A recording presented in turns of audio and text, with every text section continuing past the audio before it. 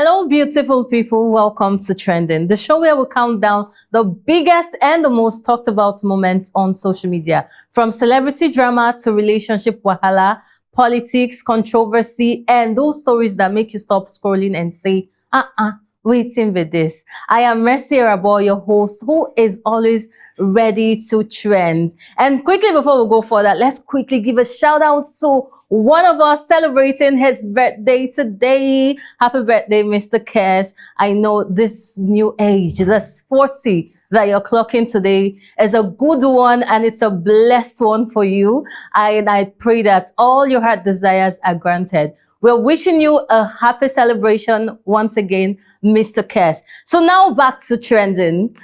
Guys, we've ranked today's stories from number 5 all the way to our number 1 trending story. And trust me, you want to stay to the end because today's number 1 story has Nigerians acting like family elders trying to settle a household dispute. So get comfortable, grab your popcorn, and let's begin our countdown.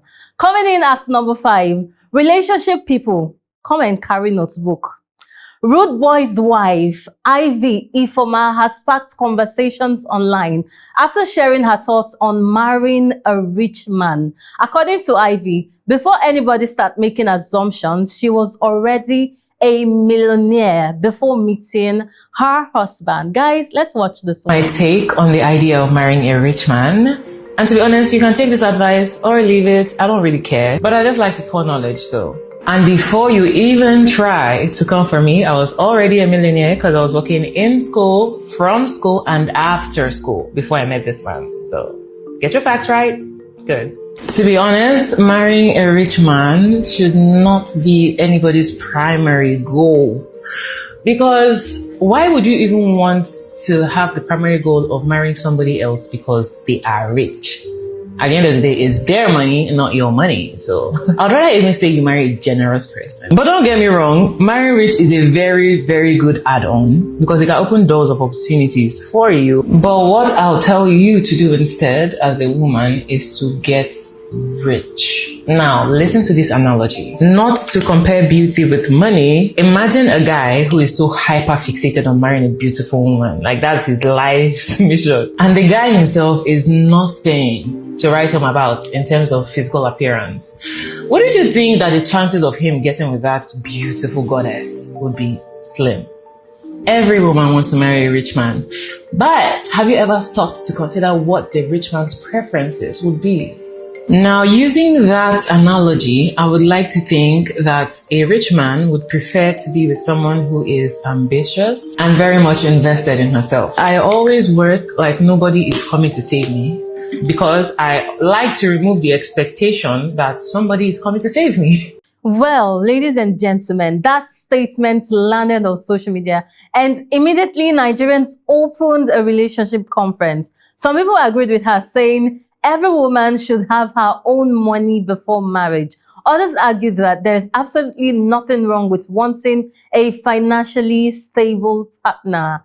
Okay, guys, we've been talking about this in as much as a whole lot of Nigerians are in the comment section saying, oh, you actually married because of money. You're just coming to give us advice of do what I say and not what I do. You know, those kind of things going on. But she's saying, I did not marry rude boy because of money. I was already well-to-do. I was already a millionaire. I was already making my money. Yes, we understood that fact. You were already a millionaire. Then now you married a rich man and maybe now a billionaire. So that's why she said marrying a rich person is actually the good add-on. Yes. So I tell people maybe it's the English, the word that she used that is a bit confusing to Nigerians. This is advice that we keep telling people. Marry a rich man when you're already made, when you already have your money. In that aspect, the man's money is just like a bonus to you. You're not fully dependent on this man.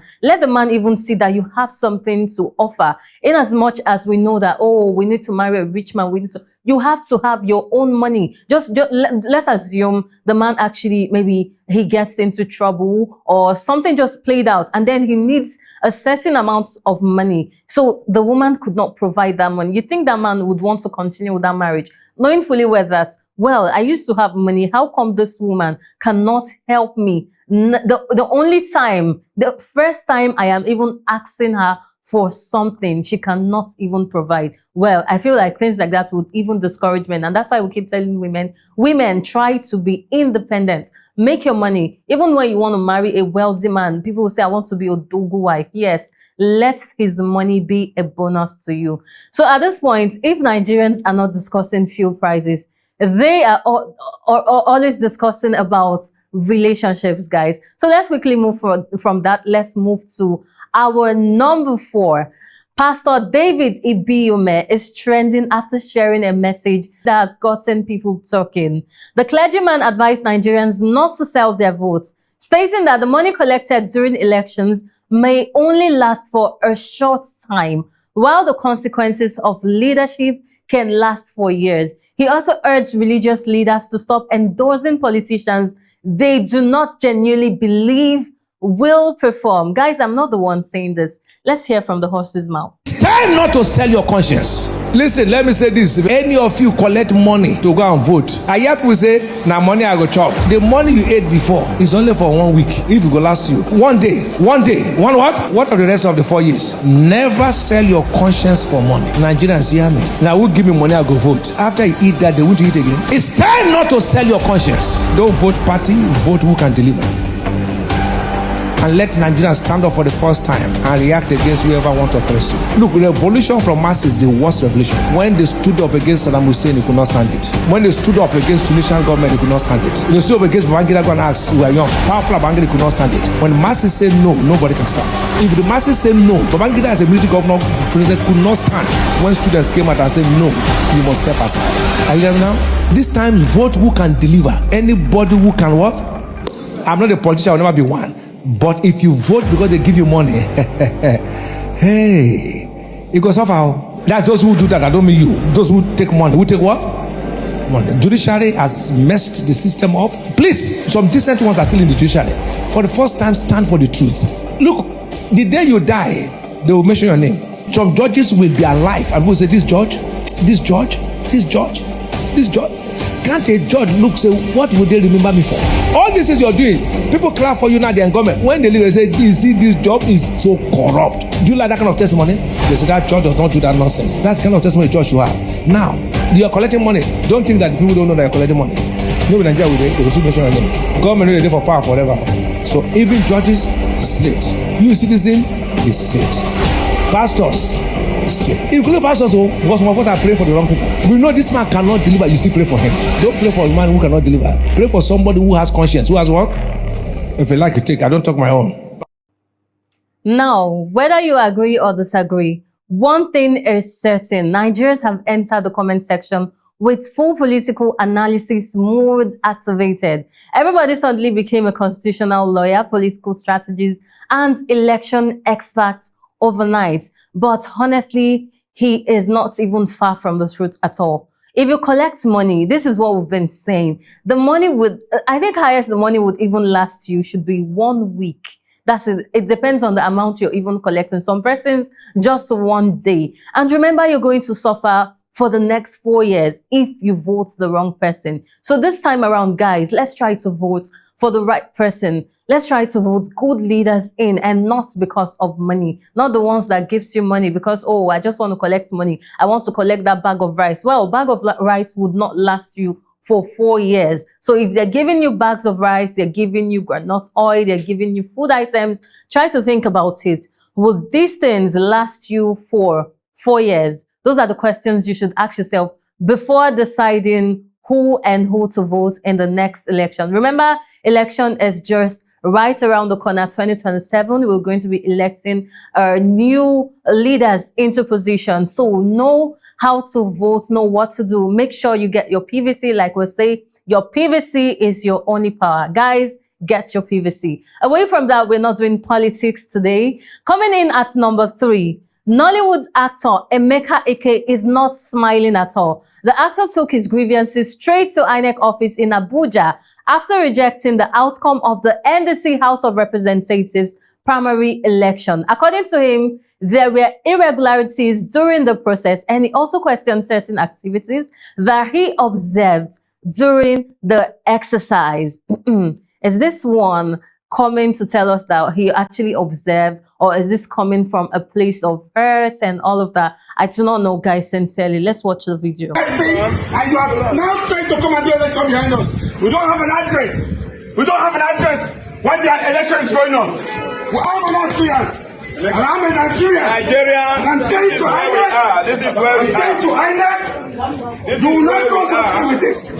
I don't do social media activism.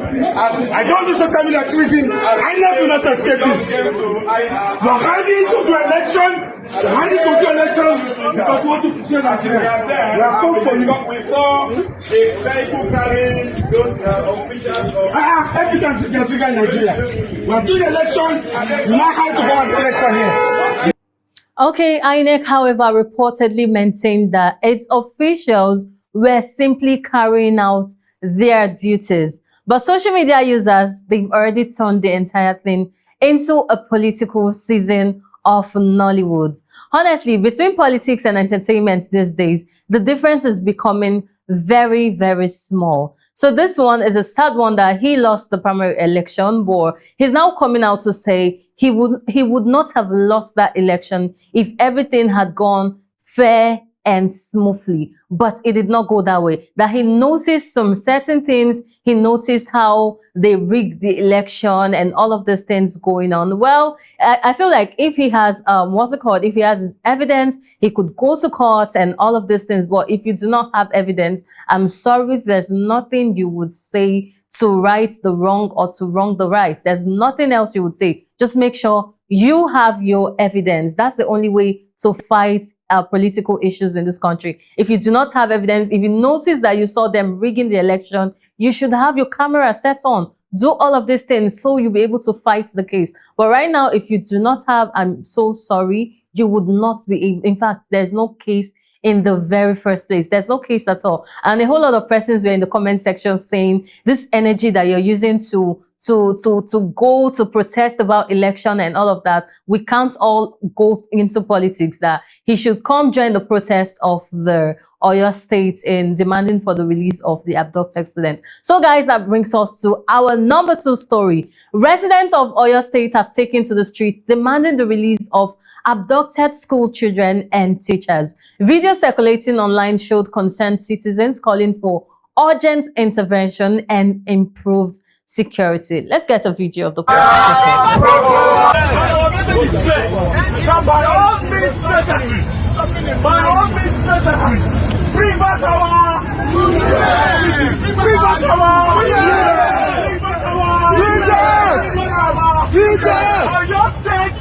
Must not be the best center of banditry. Oyo State must not be the best center of banditry and kidnapping. And that is why we are taking this message very strong. I do not expect any policy to go anywhere. In a serious country, serious citizens don't go anywhere. What is that? I don't want that. But because we are so used to stop, we are so used to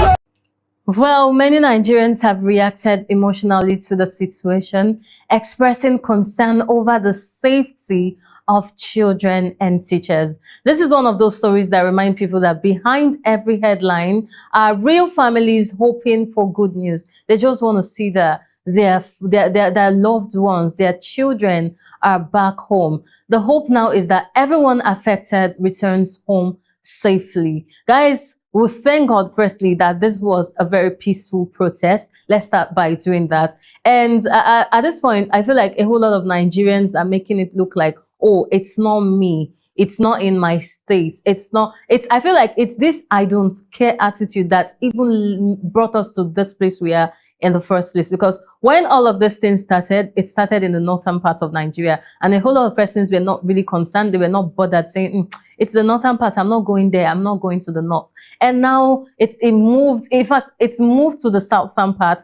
it's moved to the eastern part, and now the western part. So you see, it's around, it's everywhere. Don't wait until it happens to you. If there's anything we could do to help, if there's anything to call out to the government, because at this point, I do not even know if we should say they're being quiet, they're not saying anything about this very issue. It's so sad that these children are going almost 3 weeks now. Yes, almost 3 weeks in that very place. And just imagine that kind of environment. To think that even a child of 2-year-old, even a 3-year-old is there. Imagine being separated from your family for that long period of time. This one is quite sad, guys. I even saw one very emotional video of the principal that was abducted, not the principal, rather, I think one of the teachers, yeah. And then the husband was there crying, saying that his life is useless at this point, his life is wasted, that the kidnappers should please return the wife and the baby and then take him instead. This was his cry. He was crying out to them to please take him, that because what on earth is he living for if his baby and his wife are over there suffering and all of that? And I really felt that. So guys, we should not wait until it affects us. Whatever we could do to call out the government, we should do that. If you want to use your social media as a means to protest, let's do it. But let's remember to keep it very peaceful. We need a peaceful protest. We do not need things that would disrupt people's day-to-day activities. Guys, away from that quite sad and disturbing story. And now to our #1 trending story today. This one has completely scattered social media. A lady has revealed that she and her siblings reportedly carried out DNA tests. Sounds simple enough, right? Well, according to her, the results allegedly show that out of all 5 siblings, only the youngest child, guys, I had to drag that for emphasis, only the youngest child is biologically related to the man they all know as their father. Guys, we need to breathe down, but let's watch this one. The DNA, me and my siblings will be 5 in number. We'll just please say, okay, and the way DNA take more just by do DNA, because yeah, guys, the way they talk, you know, be like this one. It was just, you know, when you grow up with there was love. We all grew up in love. So prepare people now to talk about DNA. And we took DNA. We all did DNA. Believe you me, the 5 of us, now only our last girl, maybe my papa.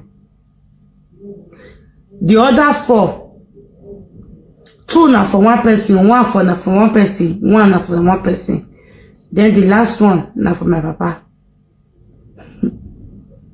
And my papa is 65. My mom is 62. The problem now is say, we don't want to destroy the bond because I cannot see any reason. Or how would you go ask my mama, say, who our papa be? Jesus. Who our papa be? And if we dare talk something like this, he go destroy my father. And the burden is very difficult to carry.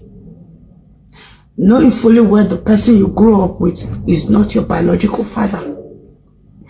And you don't even know where to start from. So,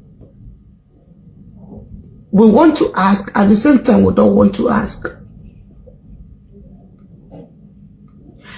The case is as complicated as it is right now. We don't even know what to do. Please, what's the right thing to do in this case? Should we confront our mom? Should we keep it quiet? Should we protect our mom? What's the right thing to do? Yes. Take a moment and let that sink in. Do they tell their father the truth? Or do they keep the secret buried forever?